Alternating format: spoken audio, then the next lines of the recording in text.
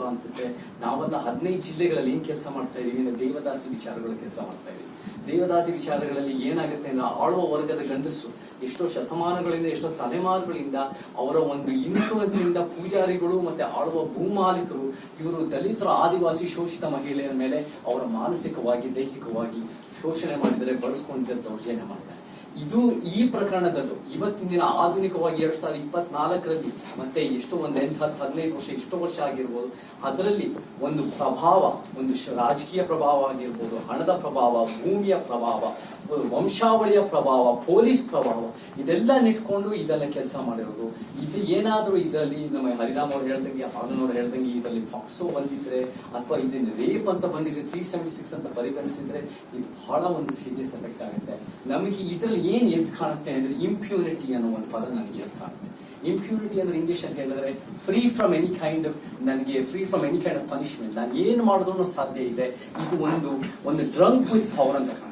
ಅವರಿಗೆ ಈ ಒಂದು ವ್ಯಕ್ತಿ ಇಷ್ಟು ಪವರ್ ಇರೋ, ಇಷ್ಟು ಒಂದು ಫ್ಯಾಮಿಲಿಯಿಂದ ಬರೋರು ಕೂಡ ಅವರಿಗೆ ಯಾವುದೇ ಒಂದು, ಅವ್ರು ಯಾರ ಮೇಲೆ ಇದು ಒಂದು ಬಳಸ್ತಾ ಇದ್ದಾರೆ, ಈ ರೀತಿ ವಿಡಿಯೋ ಟೇಪ್ ಮಾಡ್ತಾ ಇದ್ದಾರೆ, ಅವ್ರ ಪರ್ಮಿಷನ್ ಇಲ್ದೇನೂ ಕೂಡ ವಿಡಿಯೋ ಟೇಪ್ ಮಾಡ್ತಿರೋದು ಅಷ್ಟೇ ಅಲ್ಲದೆ ಇದರ ಭೀಕರವಾದ ಪರಿಣಾಮಗಳು ಅವರ ಫ್ಯಾಮಿಲಿಗಳ ಮೇಲೆ, ಅವರ ಪಕ್ಷದ ಮೇಲೆ, ಅವರ ಒಂದು ಇದರ ಮೇಲೆ ಗೊತ್ತಾಗಲ್ಲ, ಅವರ ವ್ಯಕ್ತಿ ಮೇಲೆ ಅವ್ರಿಗೆ ಅರ್ಥ ಆಗಿಲ್ಲ ಅಂದ್ರೆ ಇದು ಒಂದು ಇಂಪ್ಯೂರಿಟಿ, ಇದು ಒಂದು ಆಳುವ ವಂಶಾವಳಿಯ ಹೀನಾಯವಾದ ಅಸಹ್ಯ ನ್ಯಾಯಾಂಗ ವ್ಯವಸ್ಥೆ ಇದೆ. ಅದರ ಪ್ರಕಾರ ಅದರ ಅಡಿಯಲ್ಲೇ ಇವರಿಗೆ ಶಿಕ್ಷೆ ಆಗುವಂತ ಕೆಲಸಗಳು ಆಗ್ಬೇಕಾಗಿದೆ. ಅದ್ರ ದುರಂತ ಅಂತ ಹೇಳಿದ್ರೆ, ಉದಾಹರಣೆಗೆ ನಾವು ಇವತ್ತು ಈ ಪ್ರಕರಣವನ್ನ, ರೇವಣ್ಣವರ ಪ್ರಕರಣವನ್ನು ತಗೊಂಡ್ರೆ, ಅಪ್ಪ ಮಕ್ಕಳ ಇಬ್ಬರು ಪ್ರಕರಣ ತಗೊಂಡಾಗ ಇಬ್ಬರ ಮೇಲೇನೂ ಕೂಡ ಈಗಾಗಲೇ ಎಫ್ಐಆರ್ ಆಗಿದೆ. ಬಹುಶಃ ಈ ತರದೊಂದು ಸಾಧಾರಣ ವ್ಯಕ್ತಿಯ ಮೇಲೆ ಯಾರಾದ್ರೂ ಒಂದು ಸಣ್ಣ ಆಪಾದನೆ ಆಗಿದ್ರೆ ಇವತ್ತು ಅವನ ಎರಡೂ ಕೈಗಳಿಗೆ ಬೇಡಿ ಹಾಕಿ ಬೀದಿಯಲ್ಲಿ ಪೊಲೀಸರು ಎಳ್ಕೊಂಡು ಹೋಗ್ತಿದ್ರು, ಕೋರ್ಟ್ ಮುಂದೆ ನಿಲ್ಲಿಸ್ತಿದ್ರು, ಕೋರ್ಟ್ ಅವನ್ನ ಜುಡಿಷಿಯರಿ ಕಸ್ಟಡಿ ಕೊಡ್ತಿದ್ರು. ಆದ್ರೆ ದುರಂತ ಅಂತ ಹೇಳಿದ್ರೆ, ಒಬ್ಬ ಜವಾಬ್ದಾರಿ ಇರ್ತಕ್ಕಂಥ ವ್ಯಕ್ತಿಗೆ, ನಾನು ಹೇಳುವಂಥದ್ದು ಜವಾಬ್ದಾರಿ ಇಲ್ದಿರ್ತಕ್ಕಂಥ ಸಾಮಾನ್ಯ ವ್ಯಕ್ತಿಗೆ ಬೇಕಾದ್ರೆ ಒಂದ್ ರೀತಿ ಕ್ಷಮೆ ಇದೆ. ಆದ್ರೆ ಜವಾಬ್ದಾರಿ ಇರ್ತಕ್ಕಂಥ ವ್ಯಕ್ತಿ ಮಾಡಿದಾಗ ಅವನಿಗೆ ಸಾಮಾನ್ಯನಿಗಿಂತ 10 ಪಟ್ಟು ಶಿಕ್ಷೆ ಆಗ್ಬೇಕು ಹೆಚ್ಚು. ಯಾಕಂದ್ರೆ ಇವರು ಬೇರೆಯವರಿಗೆ ಮಾದರಿ ಆಗ್ಬೇಕಾಗಿತ್ತು. ಆದ್ರೆ ದುರಂತ ಅಂತ ಹೇಳಿದ್ರೆ ಇಷ್ಟು ಘೋರವಾದಂತ ಕೃತ್ಯವನ್ನ ಮಾಡಿದ್ದಾರೆ. ಕೊನೆಗೆ ಪಾಪ ಅವ್ರ ಮನೆಯಲ್ಲಿ ಕೆಲಸ ಮಾಡುವಂತ ಅವರ ತಾಯಿಯ ವಯಸ್ಸಿರ್ತಕ್ಕಂಥ ಒಂದು ಮಹಿಳೆಯನ್ನ, ಆ ಮಹಿಳೆಯ ಮೇಲೂ ಕೂಡ ಅತ್ಯಾಚಾರ ಮಾಡ್ತಾರೆ. ಮತ್ತೆ ಎಲ್ಲ ಅಮಾಯಕರು ಪಾಪ ಯಾರ್ಯಾರು ಏನೇನೋ ಕಷ್ಟಗಳಿದ್ದು ನಮ್ಮ MP ನಮ್ಗೆಲ್ಲ ಸಹಾಯ ಮಾಡ್ತಾನೆ ಅಂತೇಳಿ ಏನೋ ಪಾಪ ಅಹವಾಲುಗಳನ್ನ ಇಟ್ಕೊಂಡು ಹೋಗಿರ್ತಾರೆ ಅವ್ರ ಹತ್ರ. ಅದನ್ನ ತನ್ನ ಪೊಸಿಷನ್ ಅನ್ನ ಬಳಸ್ಕೊಂಡು, ತನ್ನ ಅಧಿಕಾರವನ್ನ ಬಳಸ್ಕೊಂಡು ಅವ್ರ ಮೇಲೆ ಅತ್ಯಾಚಾರ ಮಾಡೋದಿದೆಯಲ್ಲ, ಇದು ಘೋರ ಅಪರಾಧ. ಹಾಗಾಗಿ ಇಷ್ಟೊತ್ತಿಗೆ ಆಗ್ಲೇ ಅವ್ರನ್ನ ಅರೆಸ್ಟ್ ಮಾಡಬೇಕಾಗಿತ್ತು. ಅರೆಸ್ಟ್ ಮಾಡಿ ಜೈಲಿಗೆ ಕಳಿಸ್ಬೇಕು. ಉದಾಹರಣೆಗೆ ಆಗ್ಲೇ ಒಬ್ರು ಸ್ವಾಮೀಜಿ ಅವರು ಪ್ರಕರಣ ಹೇಗಾಯ್ತು ಹಾಗೆ ಆಗ್ಬೇಕಾಗ. ಯಾಕಂದ್ರೆ ಇದರಲ್ಲಿ ಅಪ್ರಾಪ್ತರು ಹೆಸರಿದ್ದಾರೆ ಅಂತ ಗೊತ್ತಿಲ್ಲ, ಇನ್ನ ಅದು ತನಿಖೆ ಆಗ್ಬೇಕದು. ತನಿಖೆಯಾಗಿ ಅವ್ರ ಮೇಲೆ ಪೋಕ್ಸೋ ಕೇಸು ಆಗ್ಬೇಕಾಗ್ತದೆ. ಹಾಗೆ ಅಲ್ಲಿ ದಲಿತ ಹೆಣ್ಮಕ್ಳಿದ್ರೆ ಅಟ್ರಾಸಿಟಿ ಕೇಸು ಕೂಡ ಆಗ್ಬೇಕಾಗ್ತದೆ. ಮತ್ತೆ ಇವ್ರಿಗೆ ಜೈಲಿಗೆ ಕಳಿಸ್ಬೇಕಾಗ್ತದೆ. ದುರಂತ ಅಂತ ಹೇಳಿದ್ರೆ ಈ ಪ್ರಕರಣ ನಡೀತಾ ಇದೆ, ಮೀಡಿಯಾದಲ್ಲೂ ಬಂದಿದೆ, ಸೋಷಿಯಲ್ ಮೀಡಿಯಾದಲ್ಲಿ ದೊಡ್ಡ ಪ್ರಮಾಣದ ಪ್ರಚಾರ ಆಗಿದೆ, ಎಲ್ರಿಗೂ ಗೊತ್ತಾಗಿದೆ. ಆದ್ರೆ ನಮ್ಮ ಮಾನಗೆಟ್ಟ ಕೇಂದ್ರ ಸರ್ಕಾರ ಒಬ್ಬ ರೇಪಿಸ್ಟ್ ಅನ್ನ ಡಿಪ್ಲೊಮ್ಯಾಟಿಕ್ ಪಾಸ್ ಒಳಗೆ ದೇಶವನ್ನ ಬಿಟ್ಟು ಆಚೆ ಕಳಿಸ್ತಾರೆ ಅಂತ ಹೇಳಿದ್ರೆ, ಇದು ಇಲ್ಲಿ ಅವರು ಕಾಂಗ್ರೆಸ್ ನ ದೂಷಿಸ್ತಾ ಇದ್ದಾರೆ. ಕಾಂಗ್ರೆಸ್ ನಿಜವಾಗ್ಲೂ ಕೂಡ ಅವ್ರದ್ದು ಬೇಜವಾಬ್ದಾರಿತನ ಇದೆ. ಆದ್ರೆ ನೀವು ಒಬ್ಬ ರೇಪಿಸ್ಟ್ ಗೆ ಡಿಪ್ಲೊಮ್ಯಾಟಿಕ್ ಪಾಸ್ ಕೊಡ್ತೀರಂದ್ರೆ ನೀವೆಷ್ಟು ಮಾನಗೆಟ್ಟವ್ರು ಇರಬೇಕು ಕೇಂದ್ರ ಸರ್ಕಾರ. ಸೊ ಹಾಗಾಗಿ ಕೂಡಲೇ ನಮ್ಮ ಸರ್ಕಾರ ಆ ಪಾಸ್ ಅನ್ನ ರದ್ದುಗೊಳಿಸಬೇಕು. ಎಲ್ಲಿದ್ರೂ ಒಬ್ಬ ಸಾಮಾನ್ಯ ಅಪರಾಧ, ನಾವು ಇಸ್ ನಾಟ್ ಎನ್ MP ಹೇಳ್ಬೇಕಾದ್ರೆ, ಈ ಟರ್ಮ್ ಮುಗಿದಿದೆ, ಎಲೆಕ್ಷನ್ ನಡೀತಾ ಇದೆ. ಬಟ್ ಇವನ್ ದೋ is an MP, is A criminal act. ಅವ್ನಿಗೆ ಯಾವ ವಿಶೇಷವಾದಂತ ಪ್ರಿವಿಲೇಜಸ್ ಕೊಡಬಾರದು. ಹಾಗಾಗಿ ಅವ್ರನ್ನ ಜೈಲಿಗೆ ಹಾಕ್ಬೇಕು. ಮತ್ತೆ ನನಗನ್ನಿಸ್ತಕ್ಕಂಥದ್ದು, ಈಗಾಗಲೇ ಪೊಲಿಟಿಕಲ್ ಸರ್ಕಲ್ ಒಳಗೆ ಡಿಸ್ಕಷನ್ ಆಗ್ತಾ ಇರೋದೇನಪ್ಪ ಅಂದ್ರೆ, ಬಹುಶಃ ರೇವಣ್ಣ ಅವ್ರನ್ನ ದೇವೇಗೌಡರಿಗಿಂತ ಅತಿ ಹೆಚ್ಚು ಚೆನ್ನಾಗಿ ರಕ್ಷಣೆ ಮಾಡಬಲ್ಲಂತವ್ರು ಸಿದ್ದರಾಮಯ್ಯ ಅವರು ಅಂತ ಈಗಾಗಲೇ ಪೊಲಿಟಿಕಲ್ ಸರ್ಕಲ್ ಗಳಲ್ಲಿ ಡಿಸ್ಕಷನ್ ಆಗ್ತಾ ಇದೆ. ಬಹುಶಃ ದೇವೇಗೌಡರಿಗಿಂತ ಚೆನ್ನಾಗಿ ಸಿದ್ದರಾಮಯ್ಯ ರೇವಣ್ಣ ಅವ್ರನ್ನ ರಕ್ಷಣೆ ಮಾಡ್ತಾರೆ ಅಂತ. ಅದು ಈಗಾಗಲೇ ಅದು ಕೋರ್ಟ್ ಅಲ್ಲಿ ರಿಫ್ಲೆಕ್ಟ್ ಆಗಿದೆ. ಯಾಕಂದ್ರೆ the prosecution department comes under the state. ಈಗ ಆಗ್ಲೇ ಬಾಲನ್ ಸರ್ ಹೇಳಿದ್ರು ಏನಾಗಿದೆ ಅಂತ ಹೇಳಿ ಕತೆ. ಇವತ್ತು ಪ್ರಾಸಿಕ್ಯೂಷನ್ ಅವರು ಅವ್ರಿಗೆ ಬೇಲ್ ಕೊಡಬಾರದು ಅಂತ ವಾದ ಮಾಡಬೇಕಾಗಿದ್ದವರು ಏನೂ ಇಲ್ಲ ಎವಿಡೆನ್ಸ್ ಅವ್ರ ಮೇಲೆ ಅಂತ ಹೇಳ್ತಾರೆ ಅಂತ ಹೇಳಿದ್ರೆ, ಇದು ಸಿದ್ದರಾಮಯ್ಯ ಮತ್ತು ಮುಜರಾಯಿ ಇಲಾಖೆಗೆ ಮಂತ್ರಿ ಆಗ್ಬೇಕಾಗಿದ್ದಂತ ಹೋಮ್ ಮಂತ್ರಿ ಆಗಿದಾರಲ್ಲ ನಮ್ಮ ಪರಮೇಶ್ವರ್, ಇವರಿಬ್ಬರು ಕೂಡ ಫೇಲ್ಯೂರ್ ಇದ್ದಾರೆ. ಹಾಗಾಗಿ ನನಗನ್ಸುತ್ತೆ ಸಿದ್ದರಾಮಯ್ಯ ಅವರು ಕೂಡ ಪ್ರೆಸ್ ಮುಂದೆ ನಾಟಕ ಆಡ್ತಾ ಇದ್ದಾರೆ. Behind the screen I think he is protecting both father and son. Father and son. The screen in the court. And in the court. ಯಾಕಂದ್ರೆ ಕೋರ್ಟ್ ಅಲ್ಲಿ ಅವ್ರು ಸಾಮಾನ್ಯ ಜನರು ಗೊತ್ತಾಗಲ್ವಲ್ಲ ಅಂತ ನಾಟಕ ಆಡ್ತಾ ಇದ್ದಾರೆ. ಬಟ್ ಆದ್ರೆ ಇವತ್ತು ಎಲ್ಲ ಮುಕ್ತವಿದೆ, ನಾವು ಇದೀವಿ, ಸ್ವಲ್ಪ ನಮ್ಮಂತ ವಕೀಲರು ಕೂಡ ಇದೀವಿ, ಕೋರ್ಟ್ ಅಲ್ಲಿ ಪ್ರಾಕ್ಟೀಸ್ ಮಾಡೋ ಜೊತೆಗೆ ಸಮಾಜದ ಬಗ್ಗೆ ಸ್ವಲ್ಪ ಕಾಳಜಿ ಇರುವಂತವ್ರು ಇದೀವಿ. ಹಾಗಾಗಿ ನಮ್ ಗಮನಕ್ಕೆ ಬರುತ್ತೆ, ನಾವು ಸಮಾಜಕ್ಕೆ ಹೇಳ್ತೀವಿ ಅದನ್ನ. ಹಾಗಾಗಿ ಇದು ನನ್ಗನ್ಸುವಂಥದ್ದು, ರಾಜ್ಯ ಸರ್ಕಾರ ನಿಮಗೇನಾದ್ರೂ ನಿಜವಾಗ್ಲೂ ಬದ್ಧತೆ ಇದ್ರೆ, ನಿಮ್ಗೆ ನಿಜವಾಗ್ಲೂ ಏನಾದ್ರು ಸಾಮಾಜಿಕ ನ್ಯಾಯದ ಬದ್ಧತೆ ಇದ್ರೆ, ಮತ್ತೆ ನಿಮ್ಗೆ ನಿಜವಾಗ್ಲೂ ಕೂಡ ಏನಾದ್ರು ಸಂವಿಧಾನ ಮತ್ತು ಕಾನೂನು ಮೇಲೆ ಜವಾಬ್ದಾರಿ ಇದ್ರೆ, ಇವರಿಬ್ಬರನ್ನು ಕೂಡ ಅರೆಸ್ಟ್ ಮಾಡಿ ಜೈಲಿಗೆ ಹಾಕ್ಬೇಕು. ಮತ್ತೆ ಅದು ಯಾವುದೇ ರೀತಿಯಾದಂತ ಇನ್ಫ್ಲೂಯೆನ್ಸ್ ಅನ್ನ ಬಳಸಬಾರದು. ಯಾಕಂದ್ರೆ ಕ್ರಿಮಿನಲ್ ಇಸ್ ಎ ಕ್ರಿಮಿನಲ್ ಅಷ್ಟೇ. Criminal is A criminal. Rape ಮಾಡಿದ್ರೆ ರೇಪಿಸ್ಟ್ ಮಾಡ್ತಾರೆ. ಮತ್ತೆ ಇದ್ರಲ್ಲಿ ನನ್ಗನ್ಸೋದು 300 ಪ್ರಕರಣಗಳು, 300 ಹೆಣ್ಣು ಮಕ್ಕಳ ಮೇಲೆ ಅಂತಾರೆ. ಒಬ್ಬ ಹೋರಾಟಗಾರ ಒಂದು ಕೇಸ್ ಆದ್ರೆ ಅವನ ಮೇಲೆ ರೌಡಿ ಶೀಟರ್ ತೆಗಿತಾರೆ. ನಾನು ಸರ್ಕಾರಕ್ಕೆ ಒತ್ತಾಯ ಮಾಡ್ತಾ ಇದ್ದೀನಿ, ಈ ಕೂಡಲೇ ರೇವಣ್ಣ ಮತ್ತು ಪ್ರಜ್ವಲ್ ಮೇಲೆ ರೌಡಿ ಶೀಟರ್ ತೆಗಿಬೇಕು. ಕೂಡಲೇ ರೌಡಿ ಶೀಟರ್ ತೆಗಿಬೇಕು. There worst and rowdies goondas. ಒಬ್ಬ ದಲಿತ ಹೋರಾಟಗಾರ ಹೋರಾಟ ಮಾಡಿದ್ರೆ ರೌಡಿ ಶೀಟರ್ ತೆಗಿತೀರಿ ನೀವು. ಇವ್ರು 300 ಜನ ಹೆಣ್ಣು ಮಕ್ಕಳ ಮಾನ ಕಳೆದಿದ್ದಾರೆ, ಅವ್ರಿಗೆ ಬೆದರಿಕೆ ಹಾಕಿದ್ದಾರೆ. ಸೊ ಹಾಗಾಗಿ they are fit to be in a list of rowdy sheeters. So ಹಾಗಾಗಿ ಇವ್ರ ಮೇಲೆ ರೌಡಿ ಶೀಟರ್ ಕೂಡ ತೆಗಿಬೇಕು. ಮತ್ತೆ ಇವರು ನಿಜವಾಗ್ಲೂ ಸಾರ್ವಜನಿಕ ಜೀವನದಲ್ಲಿ ಇರ್ಲಿಕ್ಕೆ ನಾಲಾಯಕ್ಕಿದ್ದಾರೆ. ಹಾಗಾಗಿ ನಾವು ನಮ್ಮ ದಲಿತ ಕರ್ನಾಟಕದ ಅಹಿಂದ ಸಂಘಟನೆಗಳ ಒಕ್ಕೂಟದ ವತಿಯಿಂದ ಸರ್ಕಾರದ ಮೇಲೆ ಮತ್ತು ಬಹಳ ಮುಖ್ಯವಾಗಿ ಪೊಲೀಸ್ ಇಲಾಖೆ ಮೇಲೆ ಕೂಡ ನಿಮ್ಮ ಮೇಲೆ ಸರ್ಕಾರದ ನಿಯಂತ್ರಣ ಇರಬಹುದು, ಬಟ್ ಆದ್ರೂ ನಿಮ್ಮ ಆತ್ಮಸಾಕ್ಷಿ ಇರ್ತದೆ ನಿಮಗೂ ಕೂಡ. ನಿಮ್ಮ ಮನೆಗಳಲ್ಲಿ ನಿಮಗೂ ಹೆಣ್ಣು ಮಕ್ಕಳಿದ್ದಾರೆ. ನಾಳೆ ಅದೇನೋ ಅಂತಾರಲ್ಲ, ಪಕ್ಕದ ಮನೆ ಬಂದ್ಮೇಲೆ ನಾಳೆ ನಿಮ್ಮ ಮನೆಗೂ ಬರಲ್ಲ ಅಂತ ಏನು ಗ್ಯಾರಂಟಿ ಇಲ್ಲ. ಆಮೇಲೆ ದುರಂತ, ಒಂದು ಹೆಣ್ಣು ಮಗಳು ಸಬ್ ಇನ್ಸ್ಪೆಕ್ಟರ್ ಅನ್ಸುತ್ತೆ, ಇನ್ಸ್ಪೆಕ್ಟರ್ ಒಂದು ಇನ್ಸ್ಪೆಕ್ಟರ್ನ ರೇಪ್ ಮಾಡ್ತಾನೆ ರೀ ಒಬ್ಬ ನಾಲಾಯಕ್ MP ಒಬ್ಬ. That means is raping a police department. ನಿಮ್ಗೆ ನಾಚಿಕೆ ಆಗಬೇಕು ಪೊಲೀಸ್ ಡಿಪಾರ್ಟ್ಮೆಂಟ್ ಅವ್ರಿಗೆ. ನಿಮ್ಮ ಡಿಪಾರ್ಟ್ಮೆಂಟ್ ಹೆಣ್ಣು ಮಗಳನ್ನ ರೇಪ್ ಮಾಡಿದ್ದಾನೆ, ಅವ್ನು ಕಾಲ ಹಿಡಿದು ನೀವು ಅರೆಸ್ಟ್ ಮಾಡ್ಬೇಕು ಅವನ್ನ. ಸೊ ಹಾಗಾಗಿ ಈ ಕೂಡಲೇ ನನಗನ್ಸುತ್ತೆ ಇವರು ಬಹಳ ಇನ್ಫ್ಲೂಯೆನ್ಷಿಯಲ್ ಇದ್ದಾರೆ, ಎಲ್ಲ ಇನ್ಫ್ಲೂಯೆನ್ಸ್ ಬಳಸ್ತಾರೆ. ಹಾಗಾಗಿ ಮೊದಲನೇದಾಗಿ ಇವ್ರ ಮೇಲೆ ಸೀರಿಯಸ್ ಸೆಕ್ಷನ್ಸ್ ಅನ್ನ ಹಾಕ್ಬೇಕು. ಎರಡನೇದು ರೌಡಿ ಶೀಟರ್ ಹಾಕ್ಬೇಕು. ಮೂರನೇದು ಇವರನ್ನ ಕರ್ನಾಟಕದಿಂದ ಗಡಿಪಾರು ಮಾಡಬೇಕು. ನಮ್ಮ ಒಕ್ಕೂಟದ ವತಿಯಿಂದ 3 ಬೇಡಿಕೆಗಳನ್ನ ಇಡ್ತಾ ಇದೀವಿ. ಇದು ಸರ್ಕಾರ ಕೂಡಲೇ ಇದನ್ನ ಗಣನೆಗೆ ತಗೋಬೇಕು. ಇಲ್ಲ ಅಂದ್ರೆ ನಾವು ಕರ್ನಾಟಕ ರಾಜ್ಯಾದ್ಯಂತ ಎಲ್ಲಾ ಜಿಲ್ಲೆಗಳಲ್ಲೂ ಕೂಡ ಇದೇ ತರದ ಪ್ರೆಸ್ ಮೀಟ್ ಅನ್ನ ಮಾಡಿ ಮುಂದಿನ ದಿನಗಳಲ್ಲಿ ದೊಡ್ಡ ಹೋರಾಟವನ್ನು ರೂಪಿಸುವಂತ ಕೆಲಸ ಮಾಡ್ತೀವಿ. Thank you. ಚೇತನ್ ಸರ್.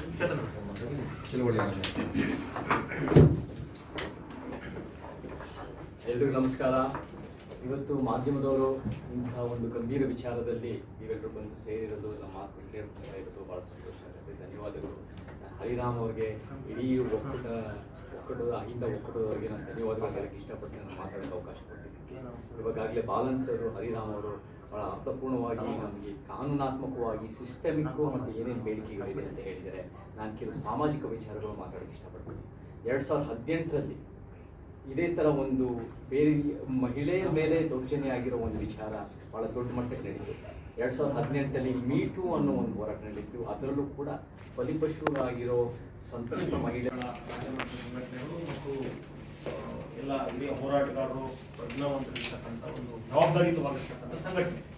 ಹಾಗಾಗಿ ಇವತ್ತು ಈ ಸಂಘಟನೆಯಿಂದ ಒಂದು ಬಂದಿರತಕ್ಕಂಥ ಎಲ್ಲ ಪತ್ರಕರ್ತ ಮತ್ತು ಟಿವಿ ಮಾಧ್ಯಮದ ಎಲ್ಲ ಸ್ನೇಹಿತರಿಗೂ ಕೂಡ ಸ್ವಾಗತವನ್ನು ಕೋರ್ತಾ, ಮತ್ತೆ ಸಂಘಟನೆಗಳ ಒಕ್ಕೂಟ ಅಹಿಂದ ಸಂಘಟನೆ ಎಲ್ಲ ಪದಾಧಿಕಾರಿಗಳು ಅಥವಾ ಸದಸ್ಯರು ಕೂಡ ಸ್ವಾಗತವನ್ನು ಕೋರ್ತಾ, ಮೊದಲನೇದಾಗಿ ಈ ಗೋಷ್ಠಿಯನ್ನ ನಮ್ಮ ಹಿರಿಯ ಹೈಕೋರ್ಟ್ ವಕೀಲರಾಗಿರ್ತಕ್ಕಂಥ ಮತ್ತು ನಮ್ಮ ಸಂಘಟನೆಯ ಕಾನೂನು ಸಲಹೆಗಾರರಾಗಿರ್ತಕ್ಕಂಥ ಎಸ್ ಬಾಲನ್ ಅವರು ಮಾತಾಡಬೇಕು ಅಂತ ಹೇಳಿ. ಈಗ ಇದು ವಿಷಯ ಅಂತಾರಾಷ್ಟ್ರ ಮಟ್ಟದಲ್ಲಿ ಇದು ಹೋಗಿದೆ. ಎಲ್ಲ ಮಾಧ್ಯಮಗಳಲ್ಲಿನೂ ನ್ಯಾಷನಲ್, ಇಂಟರ್ನ್ಯಾಷನಲ್, ವಿಜುವಲ್, ಪ್ರಿಂಟ್ ಮಾಧ್ಯಮಗಳಲ್ಲಿ ಬರ್ತಾ ಇದೆ. ಈಗ ಲೇಟೆಸ್ಟ್ ಸುದ್ದಿ ಕೋರ್ಟಲ್ಲಿ ಏನು ನಡೀತಾ ಇದೆ ಅಂದ್ರೆ, ಈಗ ರೇವಣ್ಣ ಅವರನ್ನ ಕಂಪ್ಲೀಟ್ಲಿ ಸ್ಟೇಟ್ ಪ್ರೊಟೆಕ್ಟ್ ಮಾಡ್ತಾ ಇದೆ. ಅವರು ಆಂಟಿಸಿಪೇಟರಿ ಬೇಲ್ ಮೂವ್ ಮಾಡಿದ್ರು. ಅದಕ್ಕೆ ಸ್ಟೇಟ್ ಪ್ರಾಸಿಕ್ಯೂಟರ್ಸ್ ಇಬ್ಬರು ಅಲ್ಲಿ ಹೋಗಿ ಇದು ನಾವು ಈ ರೇವಣ್ಣ ಅವ್ರ ಮೇಲೆ ಏನಿಲ್ಲ, ನೀವು ಅದನ್ನು ವಿತ್ಡ್ರಾ ಮಾಡ್ಕೊಳ್ಳಿ, ಅವ್ರ ಮೇಲೆ ಯಾವುದೇ ನಾನ್ ಬೇಲಬಲ್ ಅಫೆನ್ಸ್ ಇರೋ ಸೆಕ್ಷನ್ಸು ಇಲ್ಲ, ನಾನ್ ಬೇಲಬಲ್ ಅಫೆನ್ಸ್ ಕೂಡ ನಾವು ಹಾಕೋದಿಲ್ಲ ಎಂದು ಕ್ಲೀನ್ ಚಿಟ್ ಕೊಟ್ಟಿದ್ದಾರೆ. ಈಗ 2 ನಿಮಿಷದಲ್ಲಿ ಬಂದಿರೋ ಸುದ್ದಿ ಇದು. ಓಕೆ, ಇದು ಒಂದು ಕಡೆ ಇರಲಿ. ಈಗ ಇದೇ ಪ್ರಜ್ವಲ್ ರೇವಣ್ಣ ಕೋರ್ಟ್ಗೆ ಹೋಗಿ ಆರ್ಡರ್ ತಗೊಂಡಿದ್ದಾನೆ, ಇಂಜೆಕ್ಟ್ರಿ ಆರ್ಡರ್. ಏನಂದ್ರೆ ಇದು CD, VD, pen drive, memory card, ಚಿಪ್ಪು, ಇದು ಅದು ಯಾವುದು ಮಾಧ್ಯಮಗಳಲ್ಲಿ ಆಗಬಾರ್ದು. ಪ್ರಿಂಟ್ ಮೀಡಿಯಾದಲ್ಲಿ ಬರಬಾರ್ದು, ವಿಜುವಲ್ ಮೀಡಿಯಾದಲ್ಲಿ ಬರಬಾರ್ದು ಎಂದು ಒಂದು ಗ್ಯಾಗ್ ಆರ್ಡರ್ ಕೋರ್ಟ್ ಇಂದ ತಗೊಂಡ್ಬಿಟ್ಟಿದ್ದಾರೆ. ಇದು ಒಂದಲ್ಲ 600 ಆರ್ಡರ್ಗಳು ತಗೊಂಡ್ಬಿಟ್ಟಿದ್ದಾರೆ. ಈಶ್ವರಪ್ಪ ಮಗನು ತಗೊಂಡಿದ್ದಾರೆ, ಲೇಔಟ್ ಕೃಷ್ಣಪ್ಪ ಮಗ ಪ್ರಿಯ ಕೃಷ್ಣನು ಗ್ಯಾಗ್ ಆರ್ಡರ್ ತಗೊಂಡ್ಬಿಟ್ಟಿದ್ದಾರೆ. ಈ ತರ 500ರಿಂದ 600 ಆರ್ಡರ್ ಇದೆ. ಈ ಗ್ಯಾಗ್ ಆರ್ಡರ್ ಯಾಕೆ ಎಲ್ಲರೂ ತಗೊಂಡ್ಬಿಟ್ಟಿದ್ದಾರೆ? ತಗೊಂಡಿರೋರು ಎಲ್ಲರೂ ಶಾಸಕರು, MLCಗಳು, MLAಗಳು, ಮಂತ್ರಿಗಳು, ಪೊಸಿಷನ್ MPಗಳು, ಪೊಸಿಷನ್ ನಲ್ಲಿ ಇರೋರು ಮಾತ್ರ ತಗೊಂಡಿದ್ದಾರೆ. ಕೋರ್ಟ್ನವರು ಅದನ್ನ ಈಸಿಯಾಗಿ ಕೊಡ್ತಾರೆ. ಅಂದ್ರೆ ಇವ್ರು ಏನಾಗ್ಲೂ ಮಾಡ್ಬೋದು, ಅದು ಮಾಧ್ಯಮಗಳಲ್ಲಿ ಬರಬಾರ್ದು, ಜನರಿಗೆ ಗೊತ್ತಾಗಬಾರ್ದು. ಈ ತರ 600 ಇಂಜೆಕ್ಷನ್ ಆರ್ಡರ್ ತಗೊಂಡಿದ್ದಾರೆ. ಅಂದ್ರೆ 600 CDಗಳಿಂದ 600 ಪೆನ್ ಡ್ರೈವ್, 600 ಜನರ ಮೇಲೆ ಇದೆಲ್ಲ ರೆಕಾರ್ಡ್ ಆಗಿದೆ ಅನ್ನೋದು ಅನುಮಾನ. ಇಲ್ಲಾಂದ್ರೆ ಯಾಕೆ ಹೋಗ್ತಾರೆ? ಈಗ ಕೋರ್ಟಿಗೆ ಒಂದು MLA, MLC, MP ಮಂತ್ರಿಗಳು ಕೋರ್ಟ್ಗೆ ಹೋಗಿ ನನ್ನ ಮೇಲೆ ಯಾರು ರಿಪೋರ್ಟ್ ಮಾಡಬಾರ್ದು ಆದೇಶ, ಇಂಜೆಕ್ಟಿವ್ ರಿಲೀಫ್ ಪಡೆಯುವ ಅವಶ್ಯಕತೆ ಏನಿದೆ ಅನ್ನೋದು ಕೂಡ ಒಂದು ಇಂಪಾರ್ಟೆಂಟ್ ಇದೆ. ಸೊ ಇದನ್ನ 600 ಜನ ಯಾಕೆ ತಗೊಂಡ್ರು? ನಾವು ಹೈಕೋರ್ಟ್ಗೆ ಬೇರೆಯವ್ರಿಗೆ ಮನವಿ ಮಾಡ್ತೀವಿ, ಇದನ್ನೆಲ್ಲ ರದ್ದು ಮಾಡಿ ಅಂತೀವಿ. ಏನಕ್ಕೆ gag order? People has right to know ಏನ್ ನಡೀತಾ ಇದೆ ಎಂದು ಗೊತ್ತಿದೆ. ಆಯ್ತು, ಇನ್ನೊಂದು ಸೆಕೆಂಡ್ ಮಾಡಿ. ಈ ಪ್ರಕರಣದಲ್ಲಿ ಬಂದ್ರೆ ನೋಡಿ, ಇದು 3-4 ತಿಂಗಳು ಮುಂಚೆನೆ ಹೊರಗಡೆ ಬಂದಿದೆ. ವಕೀಲರ ಹತ್ರ ಪೆನ್ ಡ್ರೈವ್ ಕೊಟ್ಟಿದ್ದಾರೆ, ವಕೀಲರ ಹತ್ರ ಮಾತಾಡಿದ್ದಾರೆ, ಅವ್ರು ರಾಜಕೀಯ ವ್ಯಕ್ತಿ ಕೂಡ. ಈಗ ಒಂದು ಇನ್ಫಾರ್ಮೇಶನ್ ಒಂದು ಅಡ್ವೊಕೇಟ್ಗೆ ಹೋಯ್ತು ಅಥವಾ ಒಂದು ರಾಜಕೀಯ ವ್ಯಕ್ತಿಗೆ ಹೋಯ್ತು, ಒಂದು ಸಂಘಟನೆಗೆ ಹೋಯ್ತಂದ್ರೆ ಏನ್ ಕೆಲಸ ಮಾಡ್ಬೇಕು? ತಕ್ಷಣ ಅವರು ಪೊಲೀಸರಿಗೆ ರಿಪೋರ್ಟ್ ಕೊಡ್ಬೇಕು, ಅದು ಮೊಕದ್ದಮೆ ರಿಜಿಸ್ಟರ್ ಮಾಡಬೇಕು. ಅದು ಮಾಡಿಲ್ಲ, 3 ತಿಂಗಳು ಡಿಲೇ ಆಗಿದೆ. ಇದು ಯಾಕೆ ಅನ್ನೋದು ಒಂದು ಪ್ರಶ್ನೆ. ಕೇಸು ರಿಜಿಸ್ಟರ್ ಆಗಿದೆ, ಬಟ್ 354A, 354B ಅಂದ್ರೆ ಸಣ್ಣ ಅಫೆನ್ಸ್. ನಿನ್ನೆ ಸುದ್ದಿ ಬಂದಿದ್ದೆ 376 ಕೂಡ ರಿಜಿಸ್ಟರ್ ಮಾಡಿದ್ದಾರೆ ಅಂತ. ಈಗ ಕಾನೂನು ಪ್ರಕಾರ ನೋಡಿದ್ರೆ 3976 ವಿಡಿಯೋ ಕ್ಲಿಪ್ಸ್ ಅಂದ್ರೆ ಒಂದ್ ದಿವಸಕ್ಕೆ ಒಂದು ಕ್ಲಿಪ್ ಅಂದ್ರೇನು ಎಷ್ಟು ವರ್ಷ ಆಗುತ್ತೆ? 1 ವರ್ಷ 1000 ಕ್ಲಿಪ್ಸ್ಗೆ 3 ವರ್ಷ ಅಂದ್ರೆ 3000 ಕ್ಲಿಪ್ಗೆ 9 ವರ್ಷ. ಯಾವ ಕ್ಲಬ್ ಅಲ್ಲಿ ಆಯ್ತು, ಯಾವ ರೆಸಾರ್ಟ್ ಅಲ್ಲಿ ಆಯ್ತು, ಯಾವ ಮನೆಯಲ್ಲಿ ಆಯ್ತು, ಯಾವ ಹೋಟೆಲ್ ಅಲ್ಲಿ ಆಯ್ತು, ಯಾರ್ಯಾರ ಮನೆಗಳಲ್ಲಿ ಆಯ್ತು, ಪ್ರತಿ ಒಂದೊಂದು ಮೊಕದ್ದಮೆ ರಿಜಿಸ್ಟರ್ ಆಗ್ಬೇಕು. ಅಂದ್ರೆ ರಾಹುಲ್ ಗಾಂಧಿ ಅವರು ಮಾತಾಡಿದ್ದಾರೆ, 400 ಮಹಿಳೆಯರು ನೊಂದವರು ಅಂತ ಅವ್ರು ಹೇಳ್ತಾರೆ. ಮಾಧ್ಯಮಗಳಲ್ಲಿ ಬರ್ತಾ ಇದೆ. ಆ CD ವಿಡಿಯೋ ಕ್ಲಿಪ್ ಅಲ್ಲಿ 300 ನೊಂದ ಮಹಿಳೆಯರಿದ್ದಾರೆ ಅಂದ್ರು. ಹಾಗಂದ್ರೆ 300 ಮೊಕದ್ದಮೆ ರಿಜಿಸ್ಟರ್ ಆಗ್ಬೇಕು.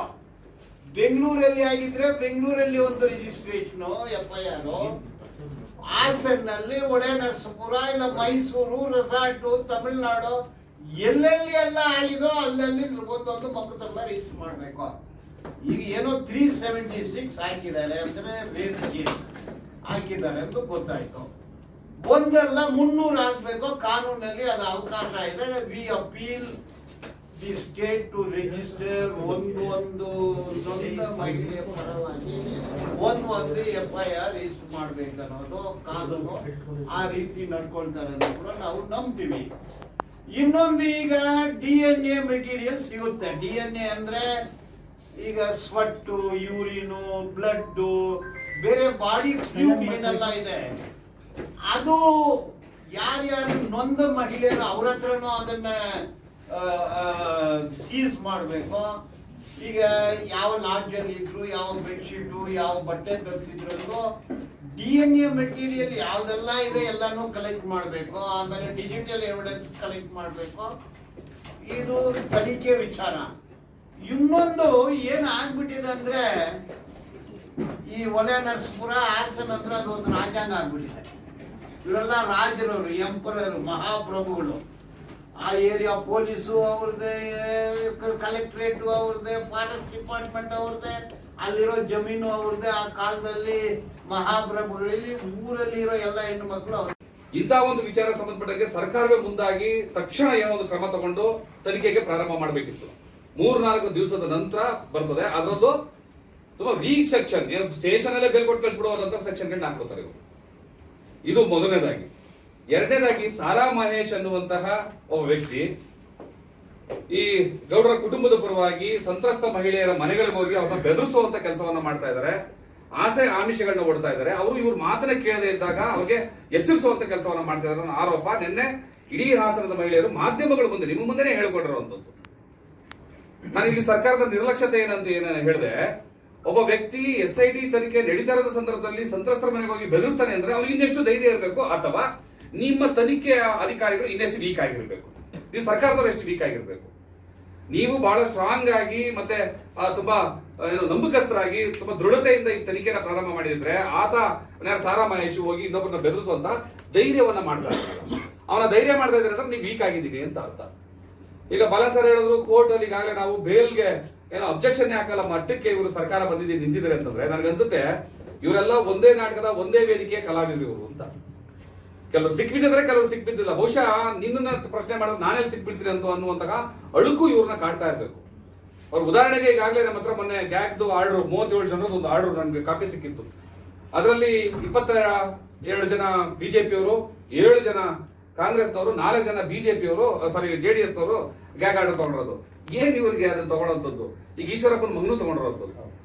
ಇಷ್ಟು ದೊಡ್ಡ ಅವ್ಯವಸ್ಥೆ ಆಗ್ತಾ ಇದೆ. ಸರ್ಕಾರ ನಿಜವಾಗ್ಲೂ ಯಾವ ಮಟ್ಟಕ್ಕೆ ಇದನ್ನ ತನಿಖೆಯನ್ನ ಪ್ರಾರಂಭ ಮಾಡಬೇಕಿತ್ತು ಅಥವಾ ಎಷ್ಟು ಫೋರ್ಸ್ ಹೋಗ್ಬೇಕಿತ್ತು ಅದು ಹೋಗ್ತಾ ಇಲ್ಲ.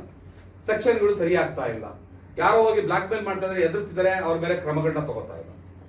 ಇದು ಒಂದು ವಿಚಾರ. ಎರಡನೇ ವಿಚಾರ, ಅಣ್ಣಾಮಲೈ ನೆನ್ನೆ ಮಾತಾಡ್ತಾ ಇದರಲ್ಲಿ ಕೇಂದ್ರ ಸರ್ಕಾರ ಇನ್ವಾಲ್ವ್ ಆಗಂಗಿಲ್ಲ, ಈ ಮೋದಿ ಶಾನ ತರಂಗಿಲ್ಲ. ಯಾಕೆ ಅಂತಂದ್ರೆ ನಿಮ್ಮ ಸರ್ಕಾರಕ್ಕೆ ತುಂಬಾ ಅಧಿಕಾರ ಇದೆ.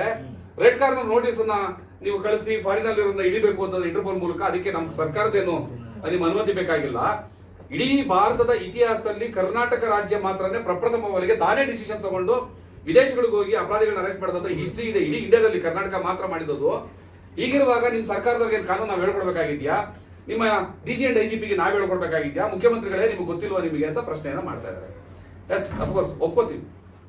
ಆದ್ರೆ ರೆಡ್ ಕಾರ್ನರ್ ಬಗ್ಗೆ ಮಾತಾಡುವಂಥದ್ದು, ಇಂಟರ್ಪೋಲ್ ಬಗ್ಗೆ ಮಾತಾಡುವಂಥದ್ದು ಸರ್ಕಾರ ಜವಾಬ್ದಾರಿ ಗೊತ್ತಿರೋರಿಗೆ ಹುಬ್ಬಳ್ಳಿಯ ನೇಹಾ ಪ್ರಕರಣ ಆದಾಗ ಗೊತ್ತಿರಲಿಲ್ವಾ?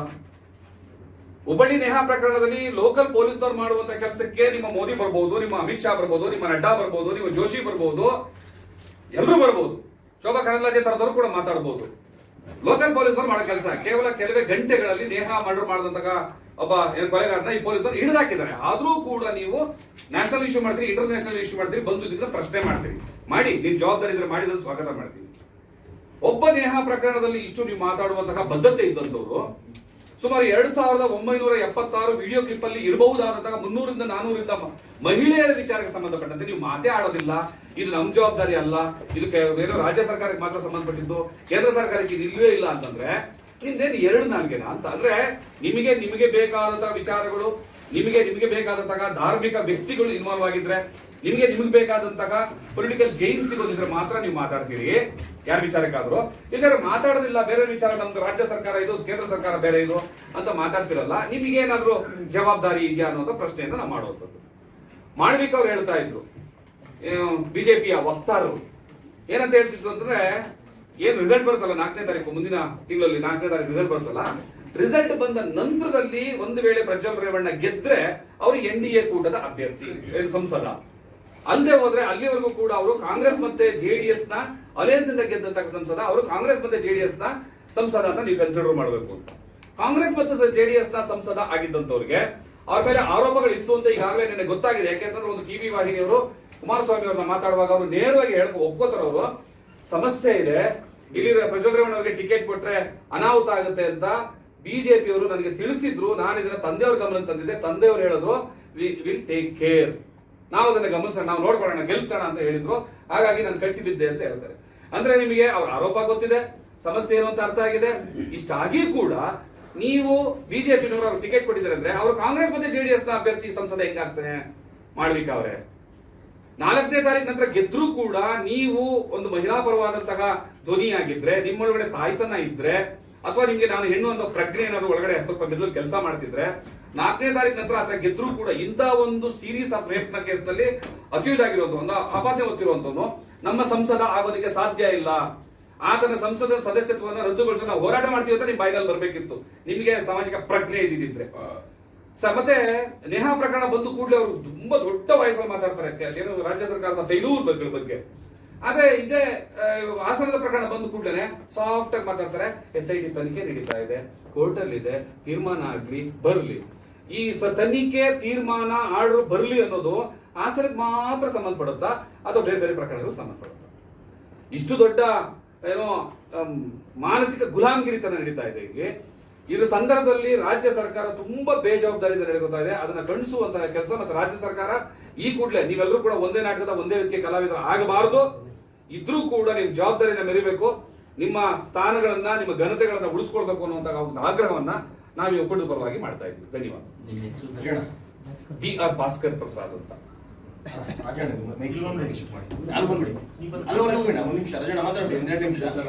ಒಂದು